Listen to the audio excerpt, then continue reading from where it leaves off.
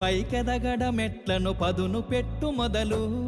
10 మందిలోన నీ ప్రతిభను చూపగ పట్టుదలతో కదులు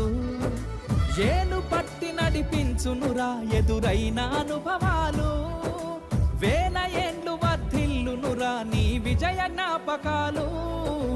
రాదురా ఏ విజయం నీ కోసం నా కోసం